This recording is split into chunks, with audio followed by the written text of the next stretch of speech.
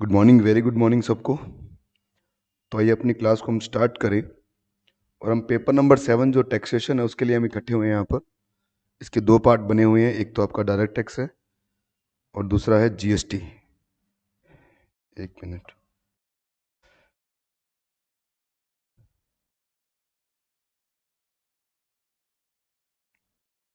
देखिए, direct tax इसका section A के अंदर आएगा और सेक्शन बी में आएगा इसका जीएसटी। टोटल अगर बताऊँ आपको मैं, तो सेक्शन ए 50 मार्क्स के लिए रहेगा, 50 नंबर का रहेगा, जिसको आप इनकम टैक्स कहते हैं। डायरेक्ट टैक्स में आएगा सिर्फ इनकम टैक्स,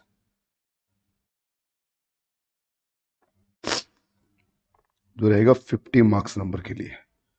और सेक्शन बी जो आपका रहेगा वो रहेगा जीएसटी का और कस्टम का रहेगा। जीएसटी और कस्टम भी किसके लिए रहेगा? आपका 50 मार्क्स के लिए रहेगा। ठीक है, मैं आपको यहाँ इनकम टैक्स पढ़ाऊंगा, जीएसटी के लिए मैडम आपको पढ़ाएंगे जीएसटी और कस्टम। मैं सिर्फ आपको इनकम टैक्स पढ़ाऊंगा। ठीक है, तो ये पेपर का थोड़ा सा सिलेबस का इन्होंने बता रखा है कि किस तरह से हम पूछेंगे। बेसिक से हम 10% पूछेंगे, हेड्स ऑफ इनकम से 25%, और जो टोटल आपका है सर कैसे इनकम टैक्स की लाइबिलिटी निकलती है, इंडिविजुअल एचयूएफ का टैक्स लाइबिलिटी कैसे निकलेगा, वहाँ पर 15% हम पूछेंगे। क्योंकि 50% वेटेज के लिए बोल रहे हैं, तो 50% में से 100 नंबर में से 10 नंबर यहाँ से आएगा, 25 नंबर यहाँ से आएगा और 15 नंबर यहाँ से आ जाएगा। ठीक है, तो ये बता रखा है इन्होंने, इस तरह से हम आपको कवरिंग करेंगे। चलिए, बहुत अच्छी बात है। अब आप कॉपी निकालिए, लिखना स्टार्ट कीजिए।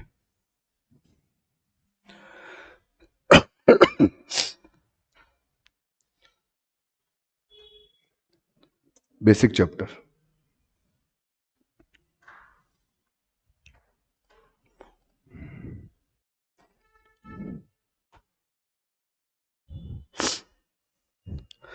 तो सेक्शन ए में हम लिखेंगे, लिखोगे आप, सेक्शन ए है हमारा,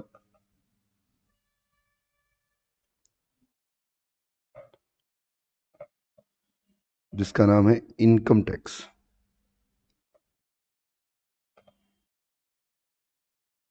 ठीक है,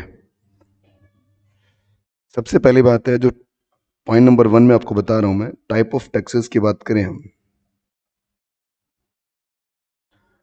टाइप ऑफ टैक्स, तो टैक्स आपके दो टाइप के होते हैं। एक होता है डायरेक्ट टैक्स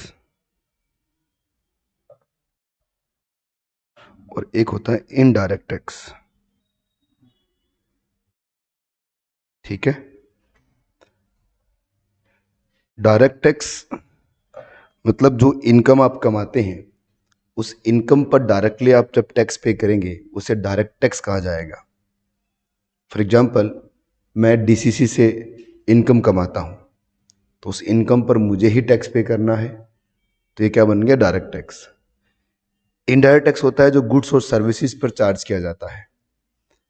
जैसे आपने कोई सामान परचेज किया है, मोबाइल परचेज किया, तो उसका जो जीएसटी का अमाउंट है वो आपने गवर्नमेंट को पे नहीं किया, अपने सप्लायर को, दुकानदार को दिया है, और दुकानदार क्या करेगा? उस पेमेंट को सरकार को पहुंचाएगा। मतलब आपकी जेब से निकला है और डायरेक्टली गवर्नमेंट की जेब में नहीं गया। कहाँ गया? पहले सप्लायर के पास, और उसके बाद कहाँ गया? गवर्नमेंट के पास। इसलिए इसको इनडायरेक्ट टैक्स बोलते हैं। तो डायरेक्ट टैक्स जो सेक्शन 1 में है यह है इनकम टैक्स। इनकम टैक्स है डायरेक्ट टैक्स का एक एग्जांपल, और इनडायरेक्ट टैक्स में आएगा आपका जीएसटी, जो सेक्शन बी के अंदर रहेगा, जीएसटी और कस्टम ड्यूटी। ठीक है ना, हम यहाँ पर इनकम टैक्स पढ़ने के लिए आए हैं। पेपर नंबर 7 में दोनों ही पार्ट है, इनकम टैक्स भी है और जीएसटी भी है। और आप देख सकते हैं काफ़ी बड़ा पेपर है भाई, छोटा मोटा पेपर नहीं है, बहुत बड़ा है। आप अगर इसका टोटल पेज निकालें तो टोटल पेज आप देखिए इसके कितने, 608 पेज तक तो यहाँ पहुँच गए हम। और ये 608 पेज, ये मत सोचना ये दोनों का है, ये सिर्फ इनकम टैक्स का 608 पेज है 50 नंबर के लिए। नई बात, ज़्यादा ही है, 608 नहीं और भी है, और कितने, 616 पेज है। ये सिर्फ इनकम टैक्स के 616 पेज है। ऐसी किताब एक और मिलेगी आपको जो किसके लिए रहेगी? जीएसटी के लिए रहेगी। हालांकि वो इतना बड़ा नहीं होगा, वो 600 650 पेज का नहीं होगा, वो मैक्सिमम टू मैक्सिमम आपका 400 पेज का हो सकता है। ठीक है, वैसे ऐसे भी नहीं कि बहुत छोटा रहेगा, वो भी पूरा एक बराबर का ही है एक्ट है। तो ज़्यादा बड़ा इनकम टैक्स है। और आप इसके फ़ॉन्ट साइज देख सकते हैं, अगर इसको ढंग से फ़ॉन्ट में डालोगे तो 1000 पेज से ऊपर निकल जाता। देखो ना कितना छोटा छोटा फ़ॉन्ट करके लिखा है इन्होंने। तो ये पूरा इनकम टैक्स है, इसमें सारा का सारा अपन क्लास में लिखेंगे। नोट्स वगैरह प्रोवाइड करवाऊंगा पूरा कंप्लीट आपको, जितने भी क्वेश्चन है सब इसमें हम कंप्लीट करेंगे। ठीक है, इसके क्वेश्चन सारे कंप्लीट करेंगे। जो डीसीसी की तरफ से आपको एक स्कैनर मिलेगा जिसमें हम क्वेश्चन सॉल्व करेंगे, वो भी आपको मिलने वाला है। तो इनकम टैक्स रहेगा आपका 50 मार्क्स के लिए, लिख लेंगे साथ साथ में ताकि पता रहे आपको। और जीएसटी और कस्टम ड्यूटी ये भी रहेगा आपका 50 मार्क्स के लिए। इस तरह बनेगा आपका ये टोटल 100 मार्क्स का पेपर, पेपर नंबर 7। चलो भाई, अब देखिए बच्चों, जो इनकम होती है, पॉइंट नंबर 2 में आपको बताने जा रहा हूं मैं इनकम। देखिए इनकम पे टैक्स लगता है, तभी तो उसको हम इनकम टैक्स कहते हैं। तो इनकम हमारे इंडिया में कितने टाइप की है वो बताने जा रहा हूं। जो इनकम है बच्चों, वो 5 तरीके की इनकम है इंडिया के अंदर आप कमा सकते हैं। सबसे पहला जो इनकम है उसे बोलते हैं इनकम फ्रॉम सैलरी।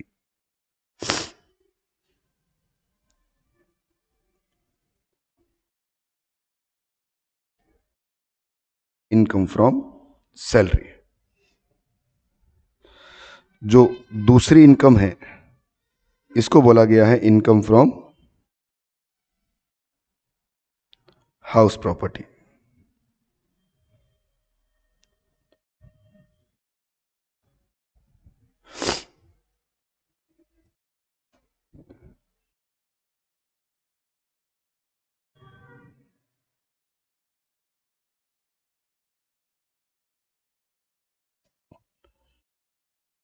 तीसरी जो इनकम होती है वो होता है income from business and profession.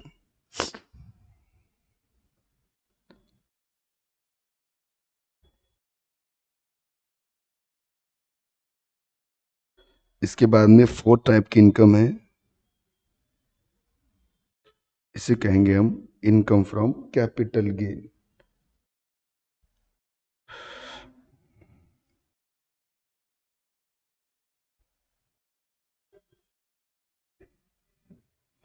और सबसे लास्ट में है आपका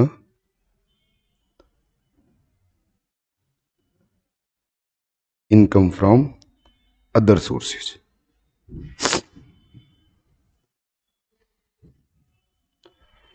तो ये 5 हेड ऑफ इनकम बोला गया है, इनको एक नाम दिया गया है हेड ऑफ इनकम।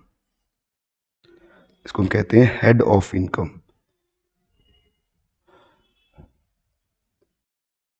ठीक है, ये इनकम के हेड है। और जब इन सब का टोटल लगा दिया जाएगा तो इसे बोलते हैं gross total income.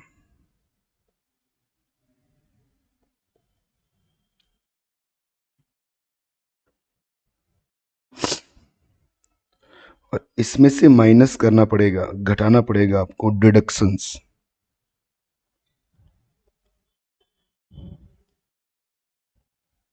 From GTI.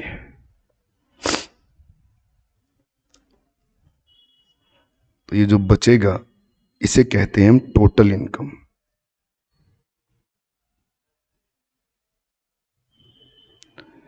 ये बनता है टोटल इनकम। और इसी टोटल इनकम पर क्या लगता है, टैक्स अप्लाई होता है। ठीक है, तो 5 हेड की इनकम है, मतलब आप 5 तरीके से इंडिया में इनकम कमा सकते हैं। पहला तरीका है सैलरी का, दूसरा तरीका है हाउस प्रॉपर्टी का। सैलरी का मतलब आप कहीं पर नौकरी करेंगे और आपका एम्प्लॉयर आपको क्या देगा, बदले में सैलरी देगा। दूसरा है हाउस प्रॉपर्टी का। हाउस प्रॉपर्टी मतलब आपके पास कोई मकान है, कोई दुकान है, कोई आपके पास गोडाउन है, उसको आपने रेंट पर दिया और आपको रेंटल इनकम मिल रही है। तीसरा है बिजनेस एंड प्रोफेशन का, आप कोई बिजनेस कर रहे हैं, कोई मैन्युफैक्चरिंग वगैरह कर रहे हैं जिसे अडानी अंबानी करते हैं। या फिर आप प्रोफेशनल हैं, एडवोकेट है, डॉक्टर हैं, चार्टर्ड अकाउंटेंट हैं, सीएमए है, ये प्रोफेशनल्स हैं। या फिर आपने कोई कैपिटल गेन हुआ है, आपने कोई कैपिटल एसेट्स को बेचा है, कैपिटल एसेट्स मतलब आपके पास कोई ऐसी प्रॉपर्टी थी जिसको आप बेच रहे हैं, कोई आपके पास पुश्तैनी जमीन पड़ी थी, कोई पुश्तैनी मकान था, कोई ज्वेलरी थी, कोई शेयर्स थे, आपने बेचे इस साल, उससे आपको कुछ गेन हुआ। और सबसे लास्ट हेड है जो ऊपर के 4 हेड में नहीं आता, वो कहाँ चला जाएगा? लास्ट हेड में। इसको अदर सोर्सेज कह देते हैं अपन। फॉर एग्जाम्पल लॉटरी की इनकम। तो लॉटरी की इनकम सैलरी नहीं होती, ना ही वो हाउस प्रॉपर्टी का रेंट होता है, ना ही वो बिजनेस एंड प्रोफेशन होता है, ना ही वो कैपिटल गेन है। तो इसका मतलब वो क्या है? Other sources. इंटरेस्ट की इनकम, डिविडेंड की इनकम। तो ऐसी जो इनकम जो कैजुअली आप कमा लेते हैं उसे हम क्या बोलते हैं? अदर सोर्सेज में डाल देंगे। ये कोई ज़रूरी नहीं है कि आपको इन पांचों हेड से इनकम कमानी है, और ये भी कोई ज़रूरी नहीं है कि पांचों हेड से इनकम नहीं कमा सकते। इनमें से कोई एक हेड हो सकता है, दो भी हो सकते हैं, तीन हो सकते हैं, और पांचों भी हो सकते हैं। मैं एग्जांपल देता हूं। जैसे मान लो मैं डीसीसी में काम करता हूं, तो डीसीसी वाले मुझे सैलरी पे करते हैं, तो इसका मतलब मुझे कौन सी इनकम हो गई? सैलरी की। मैं जिस मकान में रहता हूं उस मकान का नीचे वाला हिस्सा मैंने किराए पर दे रखा है, और टेनेंट मतलब किराएदार मुझे रेंट पे करता है, तो मेरे पास दूसरी इनकम कौन सी आ गई? जो कि मैं सीए हूं बेटा, मेरा नाम सीए पवन जांगिड़ है। और आफ्टर जब यहाँ पर मैं अपना क्लासेस वगैरह ले लेता हूँ, उसके बाद मैं अपनी प्रैक्टिस भी करता हूँ, और प्रैक्टिस करने से मुझे कुछ इनकम आती है। तो कौन सी इनकम आ गई? बिजनेस एंड प्रोफेशन की। इस साल मैंने अपनी पुश्तैनी जमीन को बेच दिया जिससे मुझे गेन हुआ, कौन सी इनकम आ गई? कैपिटल गेन की। और कुछ पैसा मैंने शेयर मार्केट में इन्वेस्ट कर रखा था और उससे मुझे डिविडेंड की इनकम आई, तो कौन सी इनकम आ गई? ये कोई जरूरी नहीं कि आपको पांचों हेड से इनकम हो, और ये भी कोई जरूरी नहीं कि पांचों हेड से इनकम नहीं हो सकती। एक, दो, तीन, चार, पांच, किसी भी हेड से इनकम हो, हाँ, इनमें से मिनिमम एक हेड में होनी चाहिए, तभी आपकी इनकम वहां पर टैक्सेबल होगी। इसके आगे जो स्पेस है, अगर मैं आपको बुक वापस दिखाऊं, थोड़ा सा बुक का अगर कलर दिखाऊं आपको मैं, तो देखिए बुक में क्या लिखा हुआ था कि हेड्स ऑफ इनकम जो आपको दिख रही है, ये हमारे सिलेबस का 25% है, मतलब 25 नंबर की क्वेश्चन यहाँ से आने हैं, और यही है वो हेड्स ऑफ इनकम। हमारा सबसे बड़ा सिलेबस भी है। ठीक है। अगर मैं सेक्शंस में इसको डिवाइड करूं, तो सैलरी के अंदर सेक्शन 15 से लेकर हम सेक्शन 17 तक पढ़ेंगे। ठीक है। हाउस प्रॉपर्टी में मैं आपको सेक्शन 22 से लेकर सेक्शन 27 तक पढ़ाऊंगा। फिर income from business and profession में सेक्शन 28 से लेकर सेक्शन 44, कैपिटल गेन में सेक्शन 45 से लेकर सेक्शन 55 तक चलता है, और उसके बाद अदर सोर्सेज में सेक्शन 56 से लेकर सेक्शन 59 तक होता है आपका अदर सोर्सेज। ठीक है। ये सेक्शंस में डिवाइडेड किया गया है। इसके बाद में ये जो आपको डिडक्शन दिख रही है, ये 80C से लेकर 80U तक है, मतलब एक ही डिडक्शन है, एक ही सेक्शन है, 80C। 80 सेक्शन है, उसके अलग अलग पार्ट बने हुए हैं। इसके बीच में हम set of and carry forward भी देखते हैं वगैरह वगैरह। देखिए बच्चों, कुछ एब्रीवेशन है जो आपको याद होने चाहिए। मैं इसको एक्स्ट्रा नोट में बता रहा हूं आपको, ये सिलेबस का पार्ट नहीं है पर आपको पता होना चाहिए। U/S इसको कहते हैं अंडर सेक्शन।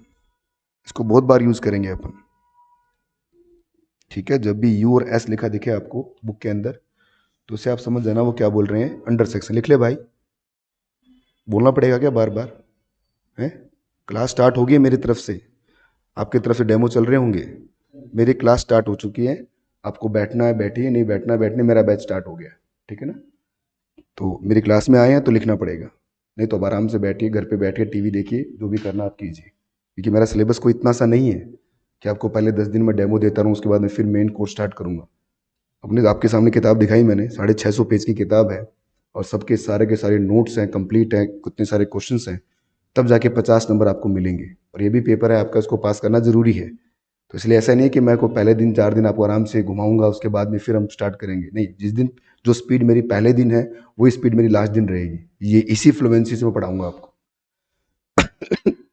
इसके बाद में जो UH होता है, इसका मतलब होता है अंडर हेड। बहुत बार किताब में आपको UH लिखा मिलेगा, इसका मतलब अंडर हेड है। एक होता है UC, मतलब अंडर चैप्टर।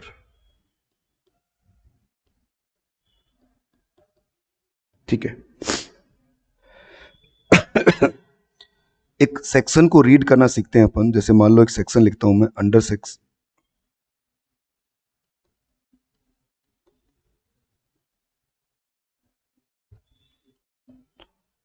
आइए इसको रीड करना सीखें। इसको पढ़ते कैसे हैं, बहुत जरूरी बातें हैं, ये बेसिक चीजें हैं।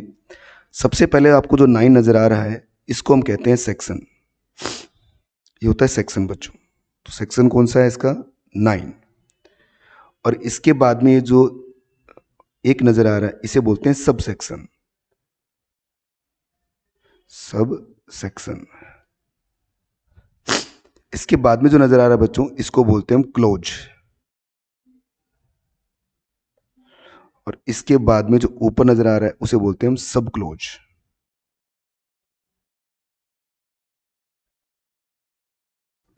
और इसके बाद में ये है, इसको हम क्या बोलेंगे? सब सब क्लोज।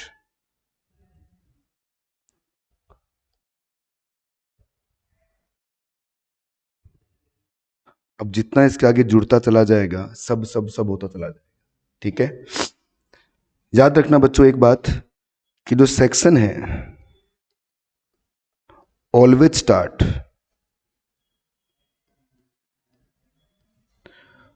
With digit. सेक्शन हमेशा डिजिट से ही स्टार्ट होगा। मतलब सर, जैसे सेक्शन आप पढ़ोगे, आपके सिलेबस में भी है, एक सेक्शन पढ़ेंगे अपन, सेक्शन 115 बीबी। तो ये एक सेक्शन है बच्चों। अगर मैं लिख दूं बीबी 115, तो ये कोई सेक्शन नहीं है, क्योंकि सेक्शन हमेशा डिजिट से स्टार्ट होगा। और अगर सेक्शन के अंदर अल्फाबेट आता भी है, तो हमेशा कैपिटल लेटर का आएगा, वो स्मॉल लेटर का नहीं आएगा। जैसे एक 10 AA, ये भी एक सेक्शन है। एक आपका 115 BBD, ये भी एक सेक्शन है बच्चों। 115 BBE, ये भी एक सेक्शन है। तो जब भी अल्फाबेट आएगा तो क्या आएगा? ये कैपिटल लेटर का आएगा। ये सब सेक्शन आपके सिलेबस में है, बट ऐसा क्लोज के साथ नहीं है। क्लोज में छोटा बड़ा हो सकता है, उसमें कोई दिक्कत नहीं है। सारी बातें किस पे अप्लाई होती है? सिर्फ सेक्शंस पे अप्लाई होती है। चलो, अब आप लिखेंगे बच्चों इसमें एक्स्ट्रा नोट के बाद में, मैंने आपको इनकम का डेफिनेशन बताया। अब बात करते हैं हम टैक्स रेट की। अगला नोट नंबर 3 है आपका टैक्स रेट।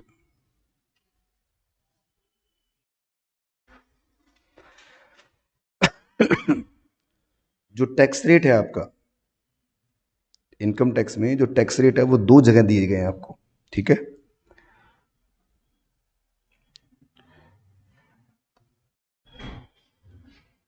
इसको ऐसे लिखते हैं,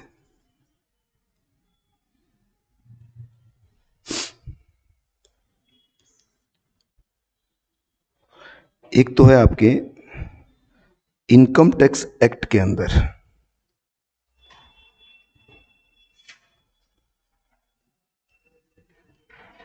1961 में, और एक टैक्स रेट दिए गए हैं आपको एनुअल फाइनेंस एक्ट के अंदर।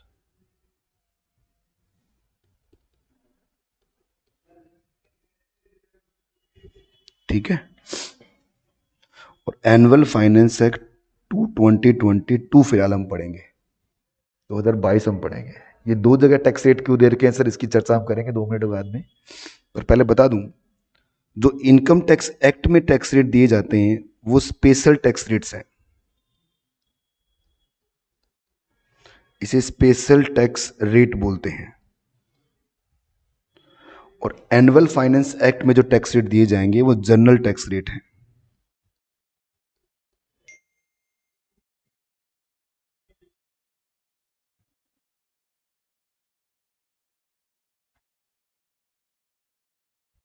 ठीक है,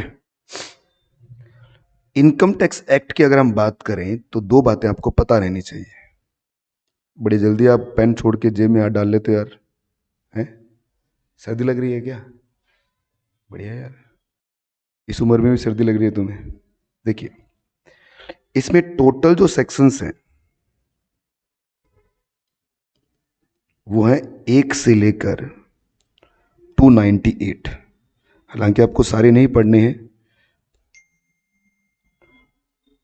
298 सेक्शंस हैं, और इसमें टोटल 14 शेड्यूल्स हैं।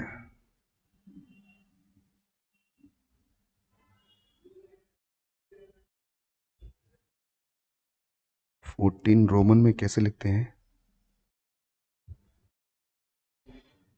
1, ये ऐसे होता है ना, 14 14 14 शेड्यूल्स हैं टोटल। तो ये आपका एमसीक्यू बनता है। और इनकम टैक्स एक्ट जो आपका है, इनकम टैक्स एक्ट 1961 अप्लाई हुआ था 1 अप्रैल 1962 को। ठीक है। एक ये रीजन भी है कि हमारा जो फाइनेंशियल ईयर है वो 1 अप्रैल को स्टार्ट होता है। जितने भी बड़ी बड़ी कंट्रीज है पूरे वर्ल्ड के अंदर, उन सबका फाइनेंशियल ईयर 1 जनवरी को स्टार्ट होता है, हमारा 1 अप्रैल को स्टार्ट होता है। आपने अपने 11th-12th में देखा था कि फाइनेंशियल ईयर जब आप अपने अकाउंट्स वगैरह बनाते हैं तो 1 अप्रैल से बनाते हैं। हो सकता है आपके टीचर ने आपको वहाँ पर कुछ और रीजन बताए हों कि सर हिंदू कैलेंडर मंथ के हिसाब से हमारा ईयर चैत्र माह में स्टार्ट होता है और चैत्र माह अप्रैल में आता है, इसलिए 1 अप्रैल है। या 1 अप्रैल अप्रैल फुल डे होता है, इसलिए हम सरकार को बेवकूफ़ बनाते हैं। जो भी बताया गया वो मैं उसके ये नहीं बोल रहा कि वो गलत बता रहे हैं, पर मैं आपको बता रहा हूँ इसका एक ठोस रीजन ये भी है क्योंकि इनकम टैक्स एक्ट 1961 1 अप्रैल 1962 को पूरे भारत पे अप्लाई किया गया था, इसीलिए 1 अप्रैल से क्या हो गया, अकाउंट्स बनने स्टार्ट हुए थे। ठीक है। दिमाग में कुछ नहीं आता है कि सर हमारा देश 1947 में आज़ाद हो गया था, इनकम टैक्स एक्ट 1962 में अप्लाई हुआ, तो इसके बीच में क्या गवर्नमेंट टैक्स नहीं लेती थी क्या? बिल्कुल लेती थी बच्चों। जो भी ब्रिटिश गवर्नमेंट का जो भी इन्होंने सेटअप कर रखा था उसी के हिसाब से क्या लगता था, टैक्स लगता था। ब्रिटिश गवर्नमेंट जैसे भी टैक्स चार्ज करती थी वैसे ही टैक्स लग रहा था। और बाद में फिर हमने अपना क्या बना लिया, खुद का इनकम टैक्स एक्ट बना लिया और फिर हमने क्या स्टार्ट कर दिया, इनकम टैक्स लेना स्टार्ट कर दिया। इनकम टैक्स एक्ट 1961 के अंदर स्पेशल टैक्स रेट दे रखे हैं। क्यों दे रखे हैं स्पेशल टैक्स रेट, इसकी बात हम बाद में करेंगे, पर फिलहाल एनुअल फाइनेंस एक्ट में कौन से रेट दे रखे हैं, जनरल टैक्स रेट्स। अभी मैं आपको फाइनेंस एक्ट 2022 पढ़ाऊंगा। अभी जो 1 फरवरी आएगा, अगले महीने की 1 तारीख 1 फरवरी, तो उस टाइम पर बजट आता है बच्चों। हमारे देश के जो फाइनेंस मिनिस्टर है वो पार्लियामेंट में बजट लेके आते हैं। उस बजट में बहुत सारी चीज़ें होती हैं कि पैसा कहाँ से आएगा, पैसा कहाँ खर्च होगा, किस तरह से परियोजनाएं बनाएंगी, हमें उनसे मतलब नहीं, हमें तो सिर्फ इसके इनकम टैक्स वाले पार्ट से मतलब है कि सर पैसा गवर्नमेंट कैसे कैसे कमाती है। तो उस बजट के अंदर जो 1 फरवरी को आएगा वो फाइनेंस एक्ट 23 लॉन्च किया जाएगा। अभी आप फिलहाल कौन सा पढ़ रहे हैं, फाइनेंस एक्ट 22। आपके एग्जाम के लिए भी फाइनेंस एक्ट 22 ही अप्लाई है। तो इस बजट में जो भी चेंजेस होगा वो आपके लिए एप्लीकेबल नहीं है, आपको जो मैं बता रहा हूँ यही एप्लीकेबल है। ठीक है। एनुअल फाइनेंस एक्ट जो होता है आपका, उसके पार्ट्स बने हुए हैं। ये एमसीक्यू लेवल पे आप इसको याद रखना, खूब आते हैं क्वेश्चन ऐसे एमसीक्यू में।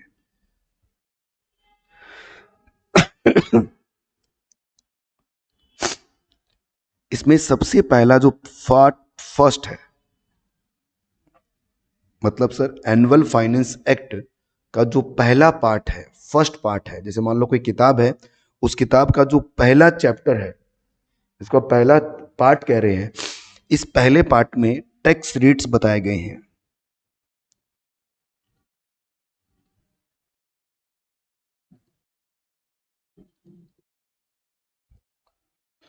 पर्सन जितने भी हैं उन सभी पर्सन्स के लिए टैक्स रेट पार्ट 1 में बताया गया है। दूसरा है part 2।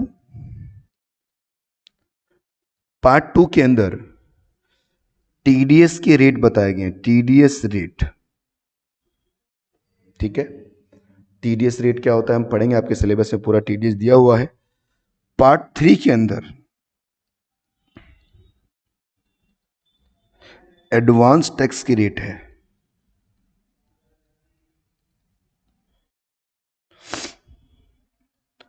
Plus TDS on salary, salary पर जो टीडीएस कटता है अंडर सेक्शन 192 के अंदर, वो पार्ट 3 में लिखा गया है। मतलब सर पार्ट 2 में बाकी सारे टीडीएस आ जाएंगे, सैलरी वाला टीडीएस कहाँ जाएगा, सिर्फ आपका पार्ट 3 में जाएगा। फिर आ जाओ आप पार्ट 4। पार्ट 4 जो आपका है इसमें बता रखा है टैक्स ऑन एग्रीकल्चर इनकम।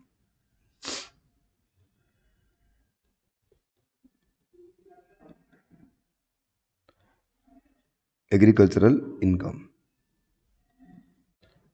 पर जो पार्ट 4 है बच्चों, इस पार्ट 4 पर जो टैक्स कलेक्ट करेगा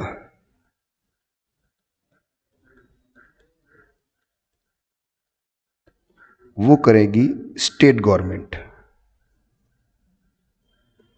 मतलब इनकम टैक्स कलेक्ट करता है सेंट्रल गवर्नमेंट, पर फाइनेंस एक्ट के पार्ट 4 में जो एग्रीकल्चर इनकम होती है उस पर स्टेट गवर्नमेंट क्या करती है, टैक्स कलेक्ट करती है। आपके सिलेबस में एग्रीकल्चर इनकम का भी पूरा रूल लिखा हुआ है। मैं आपको बताऊंगा कि एग्रीकल्चर इनकम सेक्शन 10 सबसेक्शन 1 में एग्जम्प्ट की गई है, उस पर टैक्स नहीं लगता। गवर्नमेंट ने एग्रीकल्चर इनकम पे टैक्स चार्ज नहीं करती गवर्नमेंट। बट अगर आप इंडिया में कुछ स्पेसिफाइड एग्रीकल्चर इनकम करते हैं, जैसे ओपीएम, ओपीएम मतलब अफीम की खेती होती है बच्चों, इस पर टैक्स लगता है। और कौन लेता है, स्टेट गवर्नमेंट। एग्रीकल्चर पर कभी भी सेंट्रल गवर्नमेंट टैक्स नहीं ले सकती, सिर्फ कौन लेगा, स्टेट गवर्नमेंट। पर एग्रीकल्चर इनकम को रखा गया है एनुअल फाइनेंस एक्ट के पार्ट 4 के अंदर। तो ये एमसीक्यू में पता होना चाहिए कि फर्स्ट पार्ट में क्या होता है, सेकंड पार्ट में क्या होता है, थर्ड पार्ट में क्या और फोर्थ पार्ट में क्या है। फर्स्ट पार्ट में सारे टैक्स रेट्स दे रखे हैं पर्संस के, सेकंड पार्ट के अंदर आपको टीडीएस के रेट दे रखे हैं, थर्ड पार्ट में आपको टीडीएस दे रखा है किसका, सैलरी का, और एडवांस टैक्स दिया हुआ है।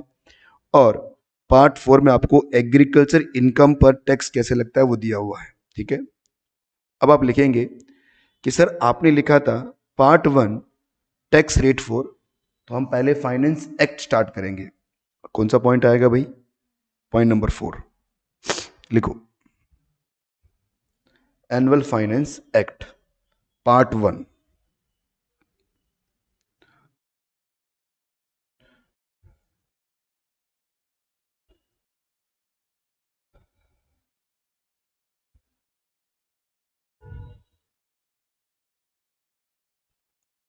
इसमें पार्ट 1 पढ़ रहे हैं अपन, पार्ट 1।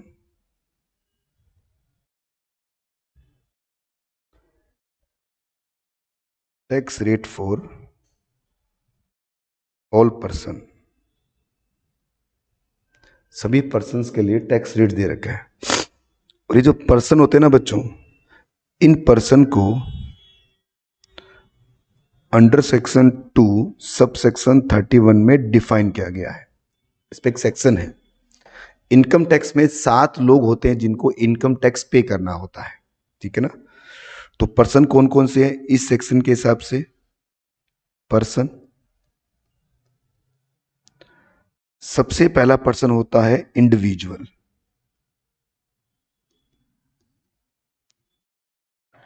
इंडिविजुअल कौन होता है बच्चों, नेचुरल पर्सन, जैसे आप हैं, जैसे मैं हूं, हम सब इंडिविजुअल्स हैं। जो जन्म लेता है, जो बड़ा होता है, ठीक है ना, जो नेचुरल पर्सन है, जो भगवान ने जिसने बनाया है, वो सब इंडिविजुअल्स होते हैं। दूसरा होता है HUF, नाम सुना है आपने, हिंदू अनडिवाइडेड फैमिली। तीसरा पर्सन होता है बच्चों AOPBOI। ये AOPBOI क्या है, एसोसिएशन ऑफ पर्सन और बॉडी ऑफ इंडिविजुअल। अब इसकी चर्चा करेंगे 2 मिनट बाद। फोर्थ पर्सन होता है पार्टनरशिप फर्म,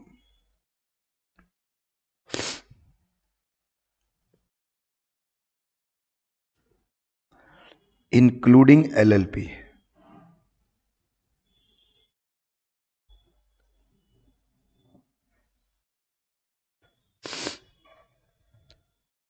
पांचवा पर्सन है कंपनी,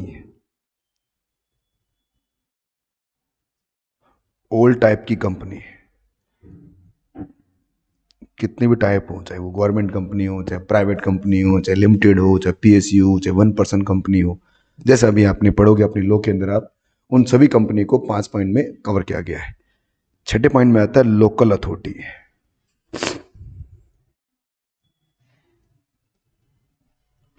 और सातवें पॉइंट में आता है AJP, आर्टिफिशियल जुडिशियल पर्सन। जो चीज ऊपर के 6 में नहीं आती, जो भी पर्सन ऊपर के 6 में कवर नहीं होता, तो वो कहां पर कवर होता है, cover under AJP. If not cover any other person, अगर आप किसी और पर्सन में कवर नहीं है तो हमेशा आप क्या कवर रहेंगे आप?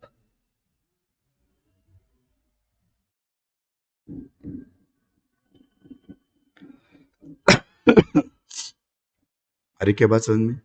जैसे हम बात करते हैं अपने इंस्टीट्यूट की, अपने इंस्टीट्यूट का नाम क्या है?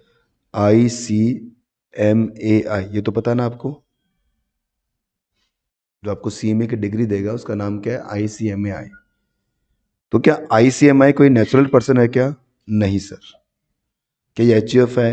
ये AOPBY ना ही ये कोई पार्टनरशिप फर्म है, ना ही ये कोई कंपनी है, ना ही ये कोई लोकल अथॉरिटी है। तो इसका मतलब ये क्या है? AJP है। ठीक है, तो ऐसी चीज जो ऊपर के 6% में कवर नहीं होती वो होती है आपकी AJP।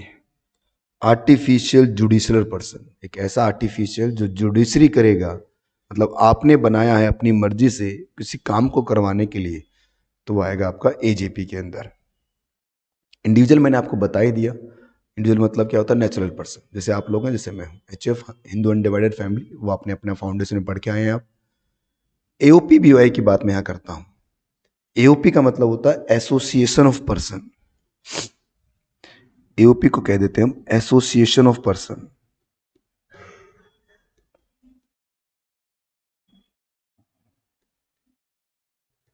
और BY होता है बच्चों आपका बॉडी ऑफ इंडिविजुअल।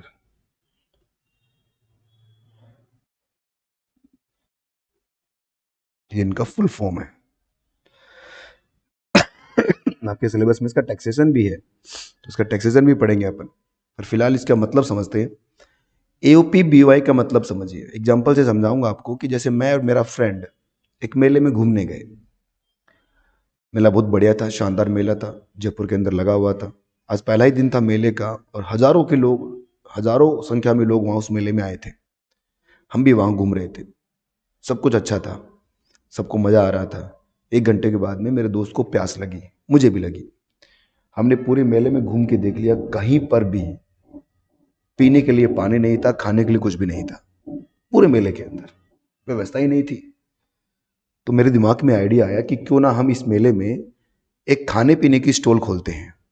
कितने हजारों की संख्या में लोग हैं, सबको भूख लग रही है जैसे हमें लग रही है, तो खूब अच्छा प्रॉफिट कमा लेंगे। तो मेले का जो मैनेजर था उसके पास हम गए। हमने कहा सर ऐसी ऐसी बात है, आप हमें परमिशन दीजिए। मैनेजर ने कहा परमिशन दे दूंगा, आपको 50,000 रुपये जमा करवाने पड़ेंगे, आप खोल लीजिए। हमने मैनेजर को 50,000 रुपये जमा करवाया और एक स्टॉल खोल लिया। मेला 15 दिन चला। हमने खूब सारी पानी की बोतल बेची, खूब सारे समोसे बेच दिए।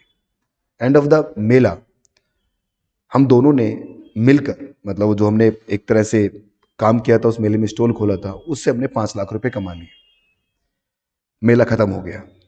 अब मुझे बताइए बच्चों, ये जो हम एक पर्टिकुलर इवेंट के लिए साथ में आए थे, इवेंट कंप्लीट हो गया, वो अपने घर, मैं मेरे घर, पैसा हमने कमा लिया। तो गवर्नमेंट कहती है कि आप ना तो कोई पार्टनर हो, ना ही आप कोई HUF हो, ना ही कोई कंपनी बनाई आपने, ना ही कोई लोकल अथॉरिटी है, ना ही कहीं रजिस्टर करवाया अपने आप को। मतलब एक अपॉर्चुनिटी थी, साथ में आए, गेन किया और निकल लिए। ऐसे लोगों को हम क्या कहते हैं? AOPBY कहते हैं। अगर जो 2 या 3 या 4 या 5 लोग मिलकर ये काम कर रहे हैं और वो सारे के सारे इंडिविजुअल्स हैं, मतलब नेचुरल पर्सन है, तो उसे हम क्या कह देंगे? बॉडी ऑफ इंडिविजुअल कह देंगे। पर उसमें अगर कोई HUF है, कोई कंपनी है, कोई लोकल अथॉरिटी है, मतलब इंडिविजुअल सारे नहीं है, इनके अलावा कुछ और आ गया, तो उसे हम क्या कह देंगे? एसोसिएशन ऑफ पर्सन कह देंगे। जब 2 कंपनी मिलकर ऐसा काम कर रही है, जब एक कंपनी और एक इंडिविजुअल मिलकर ऐसा काम कर रहे हैं, जब 2 फर्म मिलकर ऐसा काम कर रही है, तो इसे हम क्या कहेंगे? एसोसिएशन ऑफ पर्सन, क्योंकि सारे इंडिविजुअल्स नहीं है। अगर सारे इंडिविजुअल्स हैं तो इसका मतलब वो क्या बन जाएगा? बॉडी ऑफ इंडिविजुअल बन जाएगा। इसके बाद में पार्टनरशिप फर्म, तो ये तो आपने अपना पढ़ाई था, पार्टनरशिप फर्म एक्ट भी पढ़ोगे आप अपने इंटरमीडिएट में भी, और आपने शायद फाउंडेशन में पार्टनरशिप एक्ट पढ़ा हुआ है आपने। उसमें इंक्लूडिंग LLP 2008 भी शामिल है। कंपनी को आप पढ़ोगे अपने लॉ के अंदर पूरा। लोकल अथॉरिटी मतलब गवर्नमेंट, लोकल अथॉरिटी का मतलब होता है गवर्नमेंट। जो गवर्नमेंट होती है ना, उसे बोलते हैं लोकल अथॉरिटी। लोकल की गवर्नमेंट जो होती है, जैसे म्यूनसिपल कॉरपोरेशन हो गया, अपना जो जयपुर जेडीए जिसको आप कहते हैं, जयपुर डेवलपमेंट अथॉरिटी, है ना, ये सब क्या है, लोकल अथॉरिटीज है। नगर निगम हो गया आपका, ये सब क्या है, लोकल अथॉरिटीज है। अगर ये कोई पैसा कमा लेती है तो इनको भी टैक्स देना पड़ता है। तो बता रखा है कि सर जो भी इंडिविजुअल हैं, एचयूएफ हैं, एओपी बीओआई हैं, पार्टनरशिप फर्म है, कंपनी है, लोकल अथॉरिटी है, एजेपी है, इन सबको टैक्स देना पड़ेगा।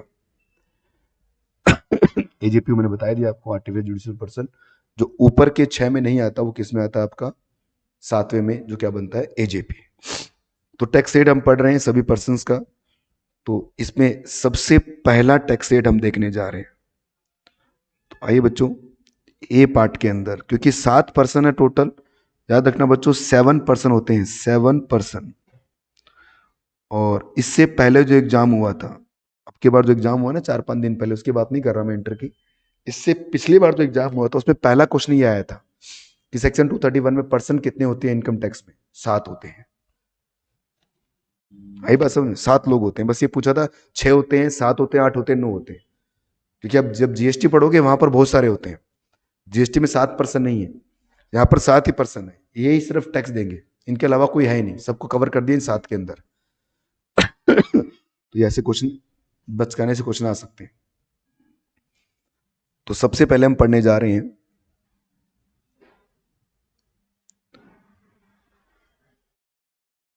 Tax rate for individual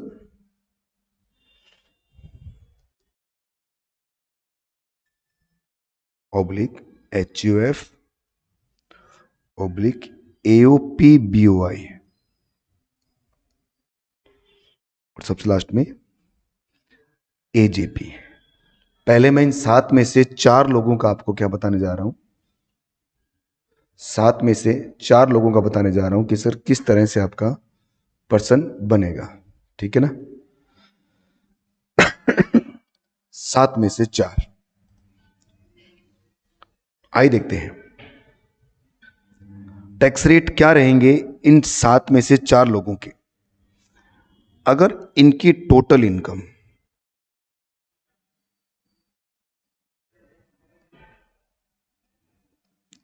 sir ये टोटल इनकम क्या होती है, ऊपर देखो बेटा, अभी हम आपको नोट नंबर 2 में लिखवा के लाया हूं कि टोटल इनकम किसे कहते हैं, कि सर 5 हेड की इनकम में डिडक्शन माइनस कर दोगे तो क्या बन जाएगा, टोटल इनकम, और इसी पर क्या लगता है, टैक्स अप्लाई होता है। तो अब हम इसी की बात कर रहे हैं बच्चों, ठीक है। तो अगर आपकी टोटल इनकम ₹1 से लेकर ₹2,000 सॉरी 2,50,000 तक है, 2,50,000 तक, तो आपका जो टैक्स रेट होगा वो रहेगा 0%। मतलब सर, मतलब गवर्नमेंट कहती है कि जितने भी लोग हैं जिन्होंने 2.5 लाख रुपए कमाया है उस पर हम टैक्स चार्ज नहीं करेंगे, और इसी को नाम दिया गया है बेसिक एग्जम्पशन लिमिट।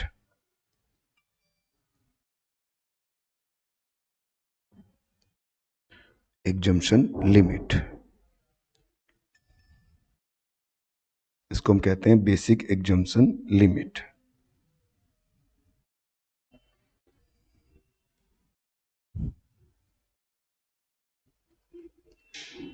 देखिए इनकम टैक्स जो है ना वो प्रोग्रेसिव नेचर का टैक्स है। प्रोग्रेसिव का मतलब क्या हो गया, आप जितना ज्यादा अमीर होंगे आपको उतना ही ज्यादा टैक्स देना पड़ेगा। अगर आपने सिर्फ 2.5 लाख तक इनकम कमाई है तो गवर्नमेंट की नजर में आप गरीब आदमी हैं, गवर्नमेंट आपसे टैक्स नहीं लेगी। हाँ बोलो, अभी उसकी बात करेंगे बेटा, सारी बात होगी। अभी मैं आपको स्लैब बता रहा हूँ, 5 लाख क्या होता है उसकी बात करेंगे। दूसरा, अगर आपकी इनकम 2,50,000 से बढ़ जाए, ये ना रुपीज का साइन हटाता हूँ रे यार, 250 से ज्यादा हो जाए और 5 लाख तक आ जाए तो 5% टैक्स रेट रहेगा। आपकी इनकम 5 लाख से बढ़कर 10 लाख के बीच में आ जाए तो 20% टैक्स रेट रहेगा और आपकी इनकम 10 लाख एंड मोर हो जाए तो ये कितना होगा 30%। ठीक है, मतलब जैसे जैसे आप ज़्यादा कमाते चले जाएंगे वैसे वैसे आपको ज़्यादा टैक्स देना पड़ेगा। कि अगर आप एक इंडिविजुअल हैं, एचयूएफ हैं, एओपी, बीओआई हैं या फिर एजेपी हैं, आर्टिफिशियल जुडिशियल पर्सन, और आपने 2.5 लाख रुपए तक का इनकम कमाया है तो उस केस में आपको कोई टैक्स देने की जरूरत नहीं है। हमारे देश में आप गरीब माने जाओगे। ये हम जनरल टैक्स रेट्स पढ़ रहे हैं बच्चों, आप देख सकते हैं मैंने ऊपर लिखा हुआ है इसके अंदर कि annual finance act 2022। Annual finance act का मतलब क्या हो गया, जनरल टैक्स रेट। ये हम जनरल टैक्स रेट पहले देख रहे हैं, उसके बाद हम स्पेशल टैक्स रेट देखेंगे। ठीक है, 7 टाइप के पर्सन है। इन 7 पर्सन में सबसे पहले इन 4 लोगों का मैं टैक्स रेट आपको बता रहा हूं। सर 1 रुपए से लेकर 2.5 लाख तक कमाया है तो 0% है, इसे बेसिक एग्जम्पशन लिमिट कहा गया है। 2.5 लाख से लेकर 5 लाख, इसको ऐसे देखिए बच्चों, ये आपकी इनकम है। पहले 250 पर कोई टैक्स चार्ज नहीं किया जाएगा। अगर आपने 250 से ज्यादा कमा लिया और कहां तक, 5 लाख तक, मतलब ये आपका 250 से ज्यादा और 5 लाख, तो इसका मतलब डिफरेंस कितना है, 2.5 लाख ही तो है। यहां से लेकर यहां तक कितना हो, 2.5 कितना हो गया, 5 लाख हो गया। तो पहले 2.5 पे तो टैक्स नहीं होगा, अगले 2.5 पे कितना लगेगा, 5%। फिर गवर्नमेंट कह रही है कि अगर आपने 5 से 10 के बीच में, मान लो ये 10 है, 5 से 10 के बीच में कितना है, 5 लाख है, चेक कर लो, 250 और 5 कितना हो गया, 10 लाख हो गया। तो यहां से लेकर यहां तक कितना हो गया, 10 लाख हो गया। तो ये जो हिस्सा है इस पर कितना लगेगा, 20%। और इसके बाद पर कितना लगेगा बच्चों, 30% टैक्स लगना स्टार्ट हो जाएगा। इसको समझने के लिए हम इस पे एग्जाम्पल्स करेंगे जो हम कल करेंगे, आज नहीं करेंगे बच्चों। ठीक है, तो कल इस कॉपी को आप आगे बनाएंगे। फर्स्ट चैप्टर कंप्लीट आपको मैं लिखवाऊंगा क्योंकि फर्स्ट चैप्टर में प्रैक्टिकल चीज़ें बहुत ज़्यादा हैं। लिखने वाला काम आज के क्लास का ही था, बस इतना सा। बाकी सब क्वेश्चन चलेंगे क्योंकि हमारे मॉड्यूल के अंदर क्वेश्चंस की कमी है। तो एग्जाम के अंदर आपको इस बार के एग्जाम में दिखाऊंगा कि कम से कम 4 क्वेश्चन आए थे पहले चैप्टर से, और चारों के चारों ये वाले क्वेश्चन आए थे कैलकुलेशन करने वाले। तो इसलिए इस पर हम अच्छी तरह क्वेश्चंस बनाएंगे। तो अभी के लिए इतना ही रखते हैं अपनी क्लास को, और मिलते हैं अगली क्लास में। तब तक के लिए बाय बच्चों। ठीक है, एक कॉपी आपको बनानी है इनकम टैक्स की, ज़्यादा मोटी मत बनाना क्योंकि बाकी के नोट्स आपको मत दूंगा, कुछ चीज़ें लिखवाऊंगा, बाकी नोट्स मेरे रहेंगे, हैंड रिटन नोट्स मेरे, वो कंप्लीट आपको मिल जाएंगे। हाँ, वो यहीं से आपको मिलेंगे, उसके हिसाब से आप कर लेना। तो चलिए आज के लिए इतना ही।